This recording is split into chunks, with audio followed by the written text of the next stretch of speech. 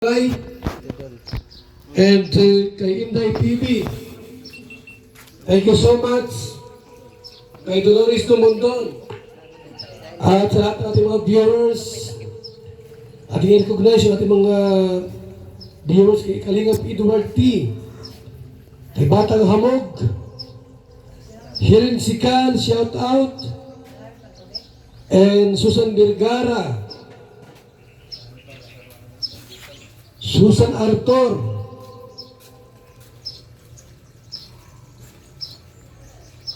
Sa inyong lahat, Inday Silva, ayan, salamat po.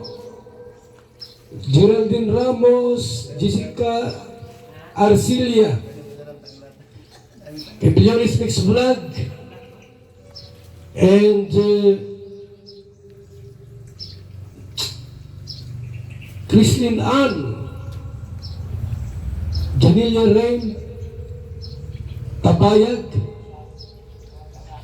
at sa ating lahat po kay Beth de la Piña, sa live po natin, mayong buntag sa tanan. Ang ating ngayon dito ang deputy, tawagin natin, si Kalingap Ferdy. Sir, ating palagpakan si Kalingap Ferdy. Paliwanag ko lang, ano ang deputy? Ano? Ang deputy, ikabantay sa ambasador. Bantayan mo yan. Baka mayroong jowa dito. Ano, yung trabaho mo? Taga-sumbong. Ano? Sanay ka, no? Tumortisan. Bilang deputy, aalalay ka. Halimbawa, magpaalam. Okay, deputy Ferdy, mauwi mo na ako sa amin sa, ano? Anong lugar ka nga? Pagadian. Ilang araw ka doon? Isang linggo. Ikaw ang OIC dito sa landing pad. Ano yan? Trabaho ng deputy. Tapos, pag may mga lakad kayo, sama-sama kayo. Nilalaki ka, isama mo si misis mo. Ha? Para siguradong walang chismis. O ano masabi mo sa landing pad sa Balibanay? Masasabi ko sa amin, kami magkasama ni Mara? Mara, parang ibon na hindi maintindihan. Sa totoo lang, ako'y malaki na pinagbago dahil wala akong kinakatakutan pero mas takot ako sa asawa ko. Ngayon, kilala ni Kuya Bal, ang ugali namin, Kuya Brooks, kami matagal nagsama. Hindi ako pwede magsinungaling sa kanya. Kung ano yung binigay niya sa aking trabaho, gagawin ko. Kung hindi siya magpaalam ng maayos, sasabihin ko. Yun naman ang binili. Tama. Patay ka. Kung baga sa dito naman sa pag-ikot sa banay-banay, wala kami problema. Then, kung ako kilala ni Kuya Bal sa aming palayaw sa Maynila, dito kilala ako sa pangalan na tinatawag nila. Kung baga mas gwapo ko kay Kuya Bal, sa totoo lang. Miskiso lang siya. Yan, si Kuya Brooks. Bisan natin dalawa asawa, mas gwapo pa rin ako sa kanya. Miskiso lang din. Salamat, marunong ang Diyos na ginawa kong negro. At yun lang masasabi ko sa inyong Kalingap team. Gagawin namin ang makakaya namin para makatulong sa may hirap. Marami na rin sa akin lumapit pero hindi ako nagsalita. Ay ko, hintayin nyo na lang, darating niya sa inyo. Dahil mahirap natin pangunahan ang ating leader. Kung kayo may mga wala pang tiwala kay Kuya Bal, tama, sabi ni Kuya Bal, kung hindi nyo kaya, pwede nyo umalis. Kami, tatagal namin magkasama. Tatagal namin magkasama. Ang tulugan niya, tulugan ko. Ang pagkain niya, pagkain ko. May banta na sa'yo. Hindi. Paano ka alis ay taga rito? Kaya kung hindi kayo magkasundo ni Mara, sabihin niyo lang ang totoo. Dahil ang number 1, ang magagalit, misis ko. Dahil baka sabihin ako pa hindi nakisama. Oo, sa totoo lang. Sabi niyo, hindi ko bigyan na hindi mo inaskaso yung Pero masalamat ako sa asawa ko, nadala niya ako dito sa Mindanao. At yun sana, magkasundo kami ni Mara. Kung wala kang sasakyan, wala problema. Ang motor ko hindi makakit sa bundok, itutulak ko pataas. Para makaabot tayo doon sa puto ng malaki. Dahil sabi nga ni Kebal, wala pa raw siyang pera para makabili ng motor na gagamitin natin. Pero palalagyan ko ng harang ng motor ko, single, para di tayo magtikit. Kasi matismis tayo, mapapalayas ko sa Mindanao. Alam mo ng misis ko, sexy na, maganda pa. Pero takot ako dyan. Hindi, siguro magkakaintindihan kami. Mabait naman ang asawa ko. At kung naiinitan ka, maluwag yung lugar niya, hindi ko lugar niya. Kami puno doon. Pwede ka umakit sa puno ninyo. Malamig-lamig. Kaya may mga puno ng manggaron. Pwede ka rin magbahay doon. At number 1, mas malamig. May kulungan ng mga baboy doon. Bakante. Pwede ka rin matulog doon. Yun lang ito, biro lang sa inyo. Para tumawa man kayo, kayo masyadong seryoso. At sana magampanan namin ni Mara ng maayos ang aming trabaho bilang charity vlogger.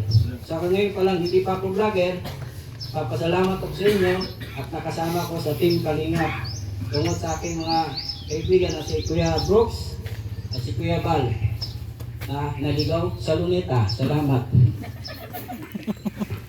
Salamat, Deputy. Taas na ranggo mo, Deputy. Asahan namin na hindi kayo magkagulo-gulo. Actually, hindi man dapat magkagulo talaga. Kasi kung magasana po, ang Deputy po ay susuporta lang yan. Tandaan nyo, hindi ako iniwala sa mga nasumung-sumung ha. Pagka nag-live yan, doon taon ako iniwala. So saan po namin na ang Banay-Banay ay magtuloy-tuloy? Isang taon dito sa Banay-Banay. Kasi ang Banay-Banay, 14 barangay lang naman ito. 1 year dito at pwedeng ilipat kung saang ibang bayan. Paray Kalinga po sa Oriental tuloy-tuloy. Tuwagin natin yung muna para makilala yung asawa ni Kalinga Ferdy. Hindi, Nay, para makilala ka lang. Hindi lang, makilala ka lang. Oo. Ano lang, makilala ka lang nila. Yan ha. Ano masabi niya sa asawa niyo? Sa asawa niyo. Salamat ka lang. Salamat sa Team Kalingap. Yan. Salamat sa Team Kalingap. Para kang hindi Kristiyano. May pastor na yan. Salamat sa Ginoo tungod kay ipadala siya sa Ginoo sila diri sa Banay-Banay Davao Oriental makatulong sa mga mahirap. Yan lang po. Pinakabahan kasi ako. Salamat po. At ngayon, tawagin natin ang ilang mag-encourage. Kuya Mel, ano masasabi mo sa mga sinasabi nila lahat? Anong encouragement na pwede mong bitiwan? At sabihin, Yan, maayong buntag sa inyong tanan, mga taga-Banay-Banay. No, sa mga napakinggan ko po, yan, sa inyo bilang isang Kalinga partner, tayo po ay minsan na rin naging hindi man ambassador ang tawag, kundi group leader. Ano po, nung unang panahon na ang programa ni Kuya Bal ay Lingap Center kung tawagin, hindi pa po Landing Pad. So isa po tayo sa naging group leader sa isang Lingap Center. So na-experience natin ang nasasabi ko sa ganyan, ang tao po ay hindi para-parehas ang karakter. Yan. Kailangan aralin natin yung mga karakter ng bawat isa, yung attitude ng bawat isa. Kailangan matuto tayong lumawak ang pang-unawa. Lawakan natin, mag-usap tayo parate, pag-usapan natin parate, ano yung pros and cons, yung dapat at hindi dapat. Mag-brainstorming kayo, para nang sa ganon, pagka ginawa nyo yung isang programa, sigurado kayong tama. Diba? Huwag yung tira pasok kung tawagin. Porque ganito, kailangan banat ka kagad. Hindi. Kailangan pag-aralan ninyo, kayong dalawa, mag-usap kayo, ano yung mga kailangan gawin, ano yung dapat lang ibigay, ano ang dapat ibigay. Ganon. So, diskarte, kumbaga ba, diskarte. So, basta ang masasabi ko lang sa inyo, lawakan ang pang-unawa. Yun lang. At kailangan maging tapat kayo sa isa't isa. Yung hindi yung pag magkaharap kayo okay. Pagka hindi magkaharap hindi okay. Diba? Parang ganon. Kailangan tapat kayo sa isa't isa, open kayo. Maging open kayo sa isa't isa. Kasi kayo lang naman dalawa dito. Diba? Wala namang iba kayo kasama. Hindi yung magkasama kayo pero nagbabanatan kayo. Diba? Hindi maganda yun. So kailangan maging okay kayo sa isa't isa. So yun lang, basta Jal TV. sipag, tiyaga, Sa Kindred po. yan gaya ng ginawa natin sa Larap, yan, hindi tayo laging nakaasa doon sa nagtalaga sa atin. Bagos gumagawa tayo ng paraan para maitaguyod natin yung landing pad. Di ba? Kasi alam naman natin ang sitwasyon ngayon, ups and downs. So, intindihin natin yon. So, kailangan, wag puro asa, gumawa tayo ng paraan, magsikap tayo, magtiyaga, gawin natin yung paraan na pwedeng makatulong sa atin. Ganun lang. At saka, siyempre, coordination. Kailangan, hindi man sumagot, basta lagi kayo nagme-message, itong nagawa namin, itong accomplishment namin, parang update lang, at least namomonitor kayo. Yung ganyan. Hindi lang yung puro sa live. Ganun lang yun. Hindi yung magme-message kayo, nagsusumbong kayo. Ang i-message nyo kung ano yung nagawa nyo na maganda. Diba? Kung nagkaroon man ng problema, i-message nyo rin para noon, mabigyan kayo ng payo. Kung hindi man sumagot si Kuya Bal, meron pang iba na pwede kayong papagtanungan, mahinga ng payo. Magano kayo, magtanong kayo sa mga sa tingin niya na mas makakapagbigay sa inyo ng magandang payo para malutas kung ano man yung problema na kinakaharap ninyo.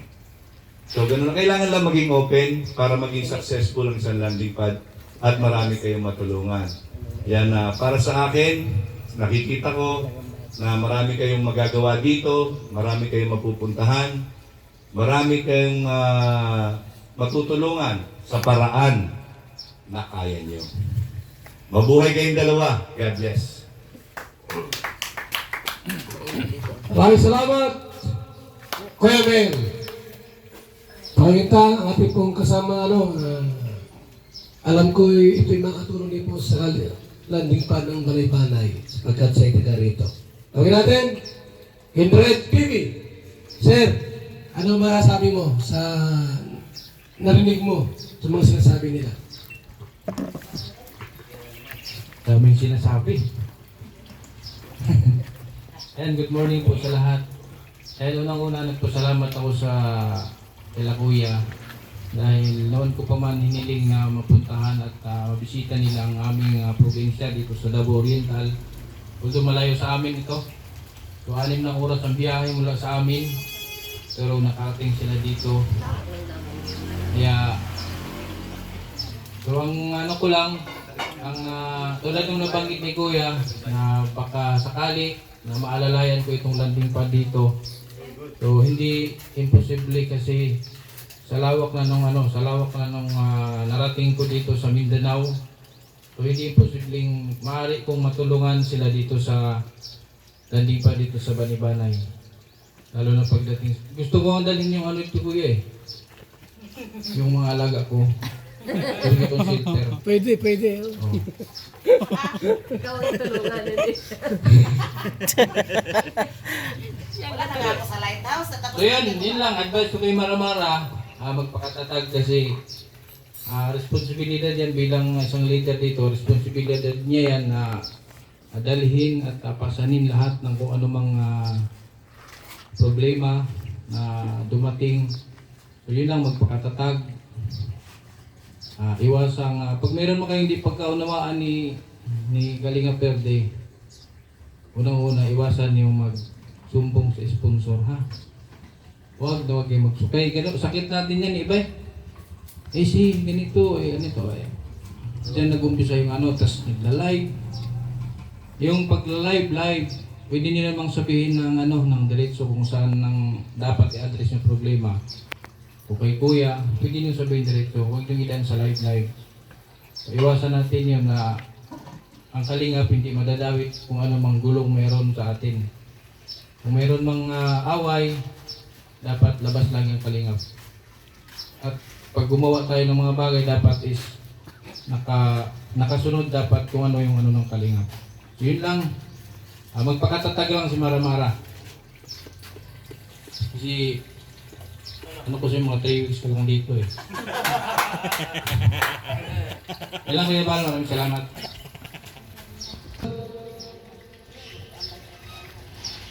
Junker 18, Dina Cruz, Imelda Ganer, Inday Siba, Inday PB. Team Coos, Arlene O'Neill, Dolores Dumondon, Kalingap Strikers. Junker 23, Solid Group, Ana Rita. Kalingap Rap. At sa ating lahat po, sa mga nagpakulay sa ating live ngayon, maraming salamat sa inyong palipad kay Ima 0371. At sa ating lahat po, good morning.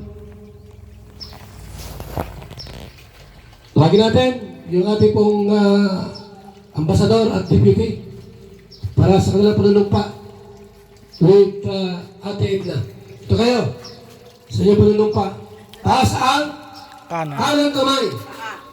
Dito.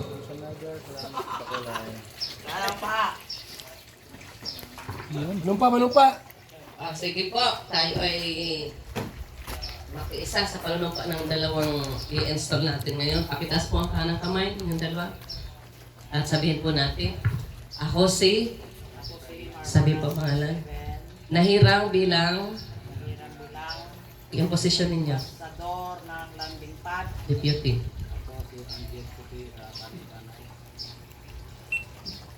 Ay nangangako, nanunumpa, nagagawin ko ang aking tungkulin sa habot ng aking kakaya na naatang sa akin. At alinsunod sa batas, patakaran, na umiiral sa samahan ng Team Kalingap. At gagawin ko ito ng buong puso, pusang loob, at walang pasubali na umiwas. Kasiyahan nawa ako ng Diyos. Ating Yeah, palakpakan! congratulations! Congrats! Okay, ta, si Chief Rilo, para ipagdasal itong dalawa. Sir, padalangin mo.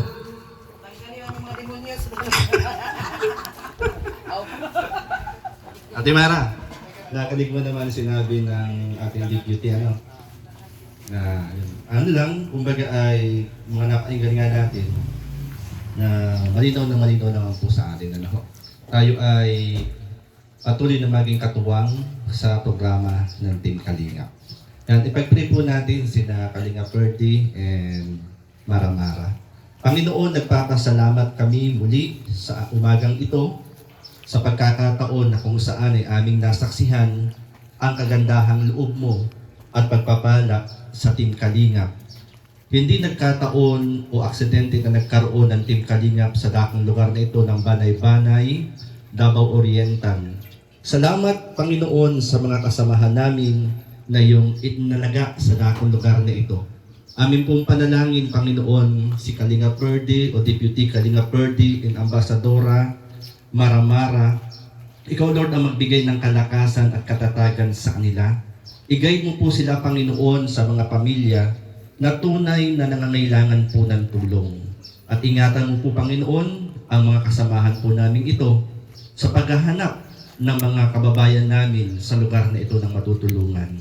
Kalakasan, kalusugan, at pag-iingat sa lahat ng uri ng karamdaman at kapahamakan ang aming pong dalangin. kalakasan, kalusugan at pagpapala, Panginoon, sa buhay ng bawat isa at mga mahal nila sa buhay. Marami pong salamat. Itong aming panalangin hiling sa pangalan ng Panginoong Hesus. Amen and amen. Congrats po. Salamat! At muli po, tulad ng sinabi ko kayo kanina sa ating pagsimula, tayo ay mga voluntaryo lang. At pag hindi kaya na mag-vlog, ay pwedeng umalis at magtrabaho. Ganun kasimple yun, no? Hindi ito sa pilitan. Pero pagka puso mo ay talagang charity, kahit anong hirap ang iyong dinanas, kakayanin mo lahat. So tandaan nyo, walang karapatang magreklamo. Kasi ginusto nyo yan. Tulad ko, walang karapatang magsumbong sa mga sponsor kasi ginusto ko ito ay maging vlogger. Pero di naman kayo. Tinanggap nyo ang hamon na maging ambasador at deputy. Pagka medyo hindi kinaya, ay magpahinga. Pero alam ko naman na kayo ay mayroong gustong patunayan. O, di ituloy nyo. Ano po? So, salamat sa ating lahat. Ating palakpakan yung ating po mga leaders dito. Sa ating closing remarks, tawagin natin si Ambassador Mick.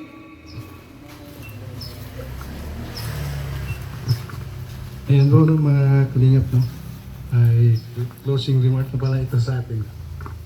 Good luck na no, Mara-Mara, yung bagong mission dito sa Banay-Banay Davao del Sur. At huwag lang natin kalimutan na laging magpaalam sa mga kinakukulan kung saan man tayo papasok. Ano na po, bilang pagtatapos po, maraming salamat talaga. Una-una sa mga nagpakulay, mga sponsors para po sa mission dito sa Team Kalingap sa Banay-Banay Davao del Sur. No? Yan lang po mga Team Kalingap. No? Bye-bye. Sana po maging successful itong landing pad sa Banay-Banay. Yun po. Okay, sige na po. At maraming salamat po sa ating lahat. Babay muna sa lahat po.